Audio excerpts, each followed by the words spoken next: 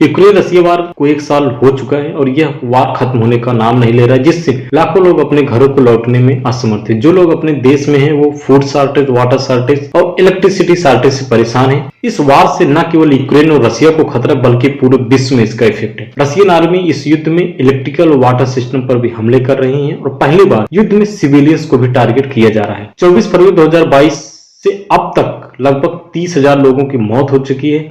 6 million people internally displace हो चुके हैं, यानी कि अपने ही देश में है लेकिन अपनी पुरानी जगहों को छोड़ चुके हैं। अब तक 10 मिलियन पीपल यूक्रेन से भागकर अपने पड़ोसी देशों में जाकर बस चुके हैं। इस वार में स्कूल, हॉस्पिटल और सिविलियन इंफ्रास्ट्रक्चर को भी नुकसान पहुंचाया जा रहा है। कॉन्फ्लिक्ट की वजह से यूक्रेन में इलेक्ट्रिसिटी प्रॉब्लम बहुत ज्यादा है, क्योंकि रशियन आर्मी ने यूक्रेन के पावर ग्रिड स्टेशन को भी निशाना बनाया है। रशियन मिसाइल स्ट्राइक से यूक्रेन के पावर ग्रिड और एनर्जी इंफ्रास्ट्रक्चर को 30 से 50% तबाह कर दिए, जिसकी टोटल वैल्यू $115 बिलियन की है। वाटर सिस्टम के डैमेज की वजह से 16 मिलियन लोग क्लीन वाटर शॉर्टेज से जूझ रहे हैं। कॉन्फ्लिक्ट की वजह से हॉस्पिटल में मेडिकल सप्लाई और फैमिली फूड एसेंशियल शॉर्टेज देखने को मिला है। यूक्रेनियन रिफ्यूजी अपने पड़ोसी देश Poland, Hungary, Romania, Slovakia, Moldova में बसे हैं, जिसमें सबसे ज्यादा 2 मिलियन पीपल लोग पोलैंड में हैं, जिनको कई human ad agency, United Nations, European union और कई एनजीओ सपोर्ट कर रही हैं। इस कॉन्फ्लिक्ट में सबसे ज्यादा खतरा वुमेन को है, क्योंकि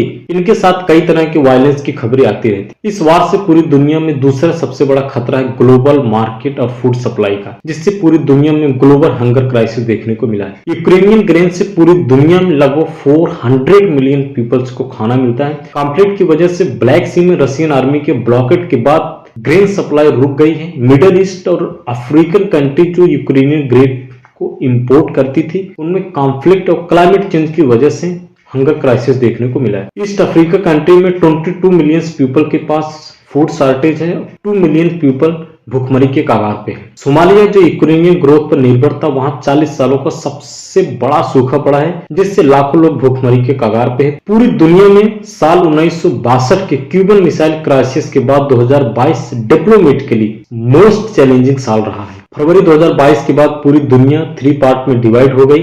पहले वे जो यूक्रेन के साथ हैं, जैसे यूएसए, नाटो, यूरोपियन कंट्री। दूसरे वो जो रसिया के साथ हैं, चाइना, बेलारूस। और तीसरे वो जो किसी के साथ नहीं है, ये न्यूट्रल है, जैसे इंडिया और टर्की। यूक्रेन रसिया कॉन्फ्लिक्ट में भारत और टर्की जैसे देशों ने पूरी दुनिया में एक उम्मीद जगाई है और रसिया यूक्रेन कॉन्फ्लिक्ट को बातचीत से सुलझाने की बात कही है। कॉन्फ्लिक्ट के बाद रशियन इकोनॉमी पूरी तरीके से ठप हो चुकी है। वेस्टर्न कंट्री के सैंक्शन के साथ हजारों इंटरनेशनल कंपनी ने रसिया छोड़ दिया, जिससे रशियन लोगों ने अपनी लाइफ को उसी तरीके से अडॉप्ट कर लिया है और डोमेस्टिक प्रोडक्ट को सपोर्ट करना शुरू कर दिया। रशियन एग्रीकल्चर प्रोडक्ट जैसे एप्पल्स, पोटैटोस को यूरोपियन यूनियन के बैन के बाद डोमेस्टिकली डिमांड देखने को मिली है, क्योंकि लोगों ने डोमेस्टिक प्रोडक्ट को सपोर्ट करना शुरू कर दिया। रशियन मैन्युफैक्चरिंग सेक्टर में बूस्ट देखने को मिला, क्योंकि रशियन गवर्नमेंट ने इंडस्ट्री और बिजनेस को सपोर्ट करना शुरू कर दिया है।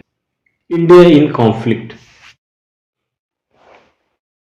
रशियन आर्मी के यूक्रेन पर हमला करने के बाद अमेरिका और यूरोपियन कंट्री ने रशिया पर सैंक्शंस लगा दी, जिससे अमेरिका और यूरोपियन कंट्री में एनर्जी और फ्यूल क्राइसिस देखने को मिला है, क्योंकि रशिया यूरोप में फ्यूल और नेचुरल गैस का सबसे बड़ा सप्लायर था। यूरोप के रशिया पर सैंक्शन के बाद रशिया ने एनर्जी सप्लाई को ब्लॉक कर दिया है। फिर भारत ने, जो इस कॉन्फ्लिक्ट में एक न्यूट्रल रोल में है, उसने रशिया से ऑयल और गैस को सस्ते दाम में खरीद कर उनको भारत में रिफाइन कर यूएसए और यूरोपियन कंट्री में बेचना शुरू कर दिया। जनवरी 2023 में भारत ने 90,000 बैरल पर डे गैसोलीन और डीजल को न्यूयॉर्क भेजा है, जो 4 सालों में सबसे ज्यादा है। जनवरी 2023 में भारत ने 172,000 बैरल पर डे लो सल्फर डीजल को यूरोप भेजा है। भारत अमेरिका और यूरोप को उसके एनर्जी गोल को पूरा कर रहा है और रशिया से ऑयल खरीदकर उनकी एनर्जी को सपोर्ट कर रहा है। इसका मतलब भारत यूक्रेन रशिया वार में ऑयल डिप्लोमेसी खेल रहा है और कोई नाराज भी नहीं है। पेरिस बेस्ड एक एडवांस इकोनॉमिक ग्रुप ने बताया कि